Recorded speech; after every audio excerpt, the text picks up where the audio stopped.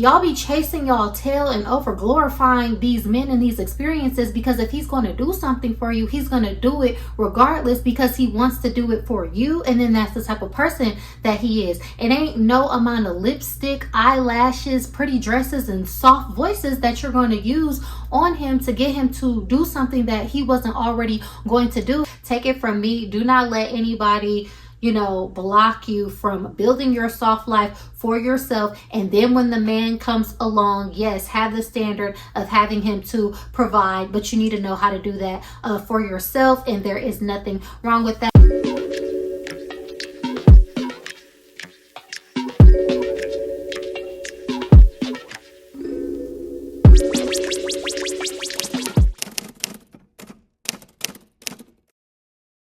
Hey babes, welcome back to the channel. My name is Kiya, and we're going to continue the Signature Woman series that we're doing over here on this channel, which is about, becoming the best version of yourself, the type of woman that you want to be. How do you show up, smell good, elevate? So we've done a series on how to pick your signature scent, how to, show up in the world looking polished, put together, what that means, what that looks like, the mindset, those types of things. So definitely check out the videos in the series. But in today's video, we are going to discuss the topic of bring back strong and independent women. So I get it. Everybody wants to be a soft girly. They want to be in their soft era. They want to live the soft life. And that is a response to, having to show up, having to be everything to everybody, not being able to, put yourself first and say, this is what matters to me. At what point am I going to be the priority in my life? So it comes with, having boundaries, saying no, and then just crafting a life where you're actually able to be yourself, enjoy your own company, rest, and not have the anxiety that's attached to everyone else's expectations of what they need you to do versus what you need to do for yourself. I definitely get that, but for me, I feel like mostly I'm making this video for younger women so they don't go too far down in the wrong direction with some of the rhetoric that's out there. For y'all grown people, you can, argue with your codependent reflection in the mirror and do what it is that you want to do. But in order to have a soft life, you actually do have to be strong and independent. And whether that's in fact in the way that you show up in the world to say, oh, I can do this and do that and do everything. No, that's not the case. But mentally up here, that is very feminine. To be strong minded and to be independent thinking, and to be able to be alone in your solitude by yourself, to be able to do things for yourself, have your own resources. There's nothing masculine about that. So I think that's something that we really need to unpack, because over here, I'm not about,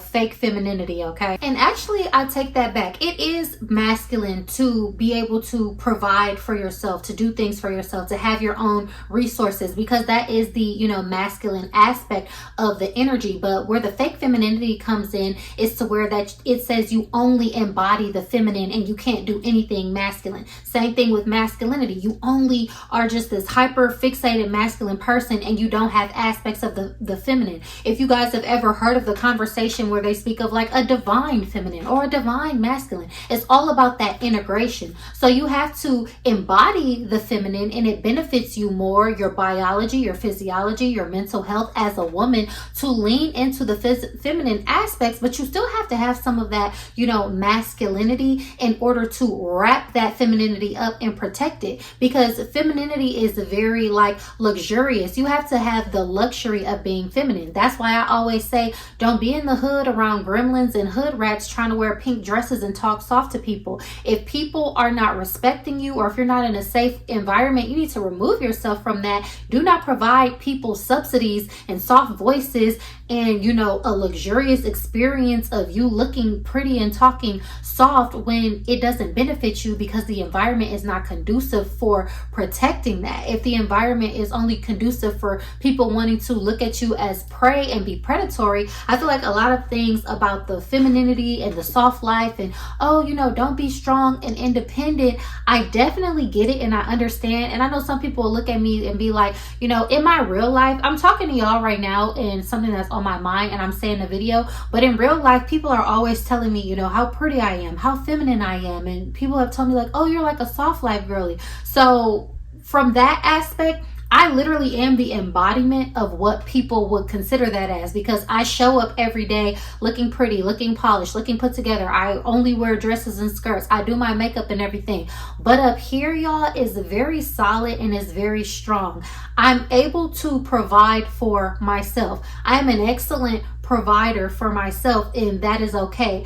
That is actually what makes you more feminine. You're supposed to be able to call in resources, you know, rely on yourself, call in, you know, experiences and things like that as a part of our, you know, feminine energy, as our God-given right as women. But you have to have a little bit of edge in order to protect that, because when people see you relaxing, when they see you resting, when they see you, you know, prioritizing your looks and yourself and all that kind of stuff, I don't know what world y'all live in. Yes, there's going to be people on the outside that like it and appreciate it, but there's going to be a lot of people that want to poke you, a lot of people that want to burst your bubble, a lot of people that want to, you know, bring you down. And at that point, you have to be strong enough to be alone. You have to be able to be independent and rely on your own resources so that people are not undoing the work that you've done on yourself to build yourself mentally and financially. You have to be strong and independent. You have to be aggressive. You have to be relentless. You have to be focused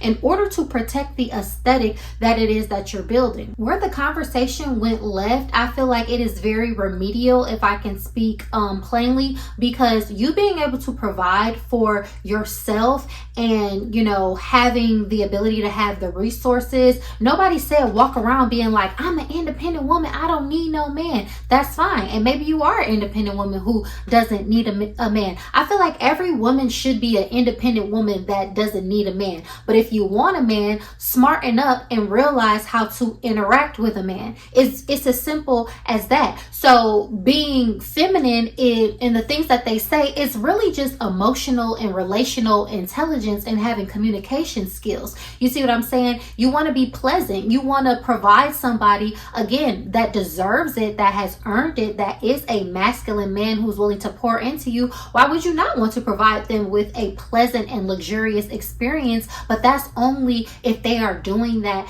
to you on a consistent basis. That's not for everybody. You just don't blanketly go around, you know, just talking softly and you know, acting demure or submissive. And I could go down a whole rabbit hole about submissive. And I grew up, you know, Christian in the church. I'm not religious. I don't have no problem with it. But outside of the context of like that, I think that's a concept that's also been taken in the church and ran with out of context about being submissive, because it says submit to wives, submit to your husbands as the Christ did to the church. Okay, but the men that y'all are submitting to are not submitting to the church, so then it's null and void. Like, y'all have to literally, it's not even that deep. Like, think critically and stop being bamboozled. That's number one. But then the caveat to that is, when y'all go around overly talking about submit and being submissive, do y'all know that that is a sexual terminology that makes y'all sound so crazy? Like, oh, I'm just submissive.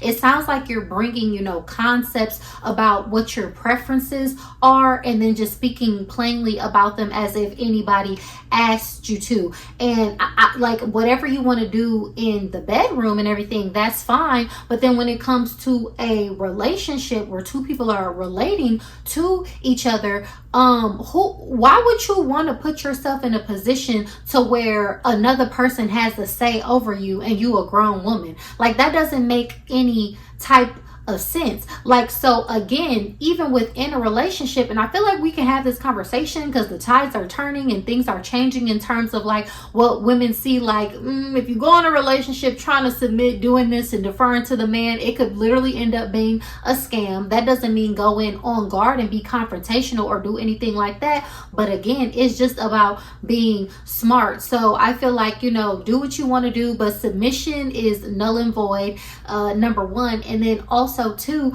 like, when you want to say that you want to have this soft life, are you dependent on a man to give it to you before you get the man? Like, that is going to taint the way that you interact with men, because then you're going to be going towards them as if they're going to be making you. You should be self-made as a woman. You should be working towards yourself, being able to make yourself your dream of living a soft life and, you know, getting off your feet. There are so many ways to get paid, so many ways to make money. Even me, I'm building a business right now. I'm applying myself. I plan to have my own and, you know, things to show for something. I feel like, you know, my children deserve to have a wealthy mother, or a mother who has business acumen, or a mother who knows how to make money. And that's not to take away from the dad. He gonna have that too.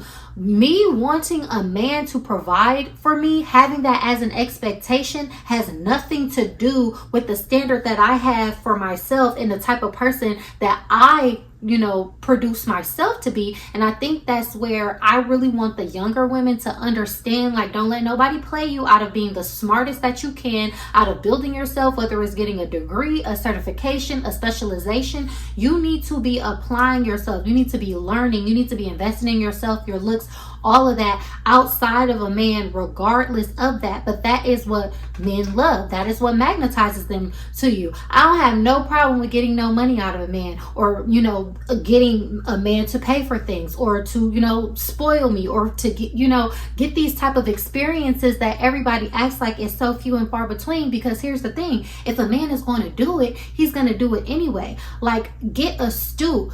Observe people, figure out human nature, observe and learn and figure out who you're dealing with. Because I'm gonna tell you something, y'all be chasing y'all tail and over glorifying these men and these experiences, because if he's going to do something for you, he's going to do it regardless, because he wants to do it for you. And then that's the type of person that he is. It ain't no amount of lipstick, eyelashes, pretty dresses, and soft voices that you're going to use on him to get him to do something that he wasn't already going to do. And even if you are able to get it done because of, you know, the lust that men have, okay, big whoop. You know what I'm saying? It's not going to be sustainable, because that's not the type of man that you want anyway. Another thing, before I wrap, wealthy men consider strong and independent a mental faculty, because they have stuff to do and they need you to be able to, you know, manage taking care of your kids or taking care of the home. And they need you to be able to have enough sense to have hobbies and interests of your own, so you're not